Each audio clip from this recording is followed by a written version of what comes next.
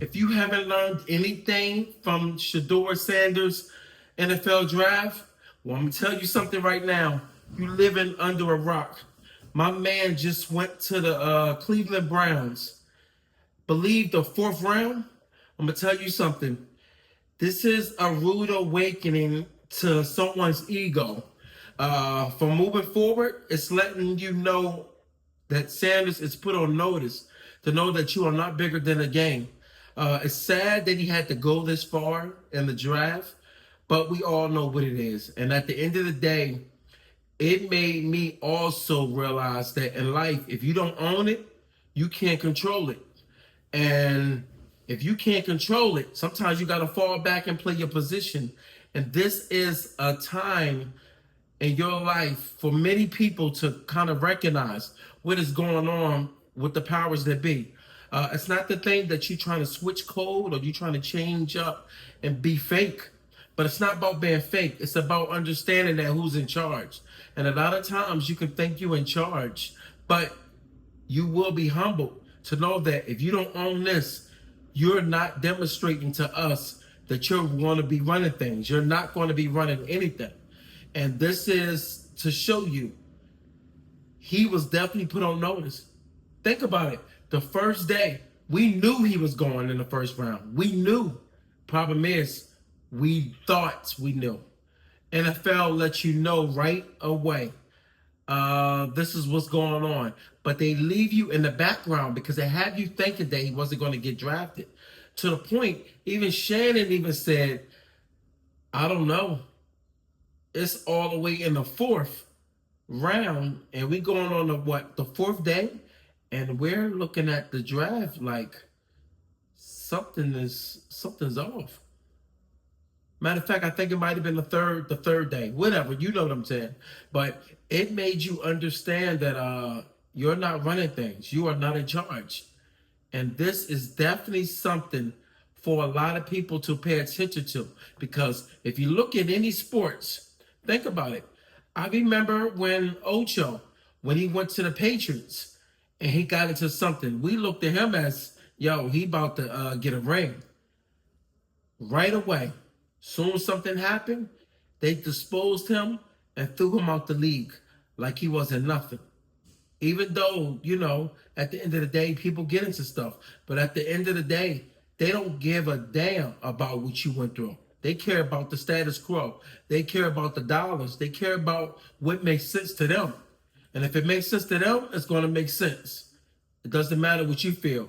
We seen so many people be thrown out the league. You look at John Morant. But John Morant, they suspended him. And also he lost a lot of endorsements. And also gave him a wake-up call to let you know, all right, keep playing around. You keep doing the gun gesture. Keep playing. Now I ain't throwing a grenade. It's sad, but it also lets you know that when you start losing control of yourself, and I'm not saying that Sanders was losing control, but cockiness is not wrong with cockiness, but this is the problem when it comes to cockiness. Cockiness breeds, not you, but in some people, it tends to make people think that they have more power than what they have. And not to say that he felt that way, but you cannot go against the owners of a league that's paying you. And you think that you're running things. They're going to be looking at you like, oh, wait a minute. You think you're sweet like that. That's why he didn't go in the first round. He don't get that guarantee advancement, that signing bonus, that big check yet. They're going to make him earn it. So this goes to show you now that he's in the league, he can still be cut. He didn't guarantee that he's going to be on the team like the spot. Because when you get drafted this late, you can be cut throughout the season. Or in the, in the summer league. NFL is a wild place. So it looks to me that they're going to not only, they selected him 144th. So by selecting him 144th, it's letting you know that they're not playing around and he has to earn his money. And you know what that means. That means he got to show up.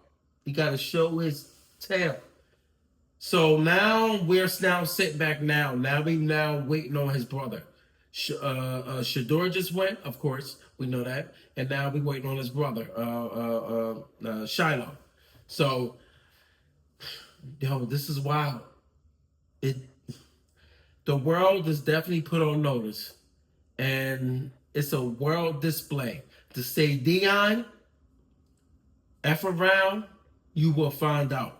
That's exactly what that is, because this is like a humbling experience for a father to be proud of his kids, of what he has done with his family, the family orientation, like just the whole overall output of showing the love, the family, a father being there in his sons' lives, not only in his sons, his daughters, showing to be a good grandfather, playful, humble, but at the same time letting you know that, hey, I run my life, but it comes with a cost. And it comes with a cost because you are the owner of your life now. You're not in the NFL no more.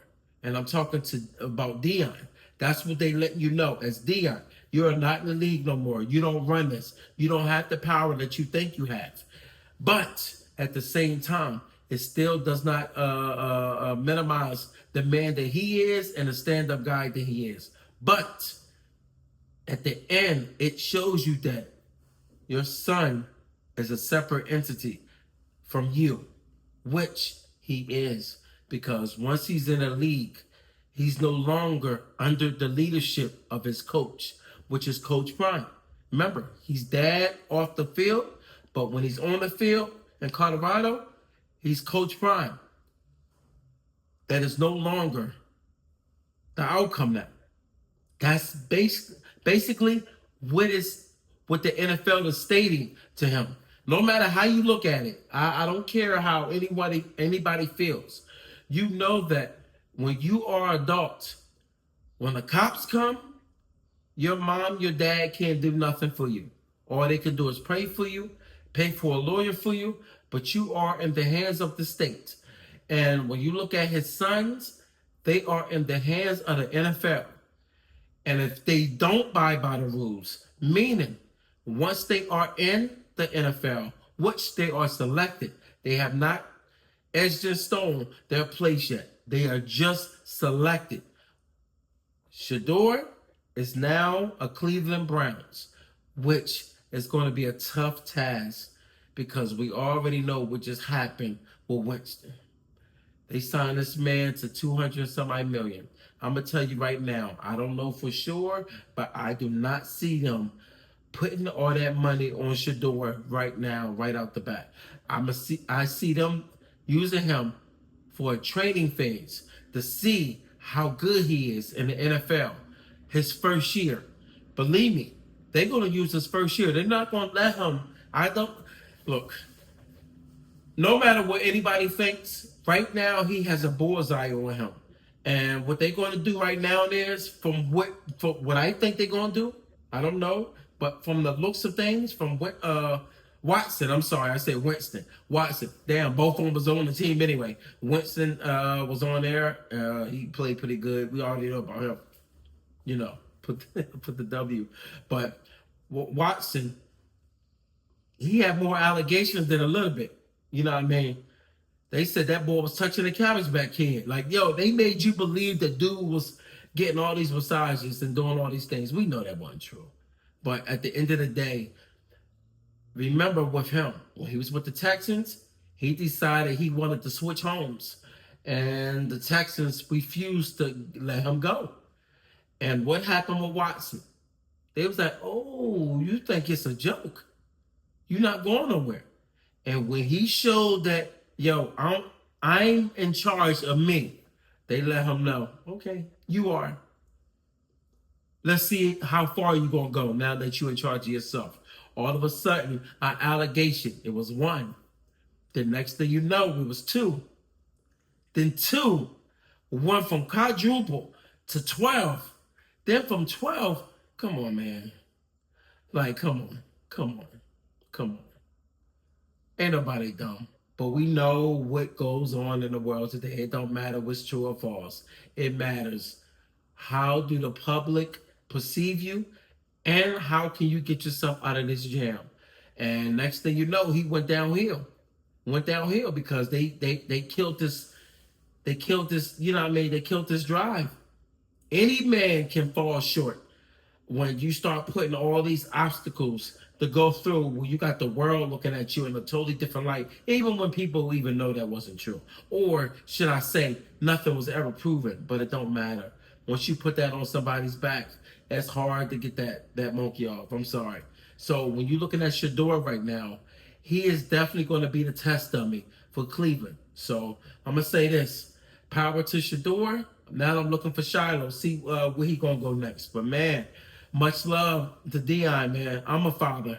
So, hey, that's a feeling that feels so good. But I'm going to tell you something. People going through it out here right now. But for some odd reason, we was just rooting for Dion because we know what it's like to go through the task of being a hard-working father that's pushing their kids to go far. And you know everything is pushed now to not show that parents are not going to be in their kids' lives. That's what they want. They want their fathers to not be around. That's what they pushed. But sadly, that's why this dude got a good head on his shoulders. So I'm going to say this. To the to Dion's family, power, salute, and peace and love. But yo, I'm gonna be watching. Salute and throw them touchdowns. I want to see some 500-yard games. And don't get sacked. And stop patting the ball. They on that. They on it. They want you to pat. Time. Hut. Yo, get on your game, yo.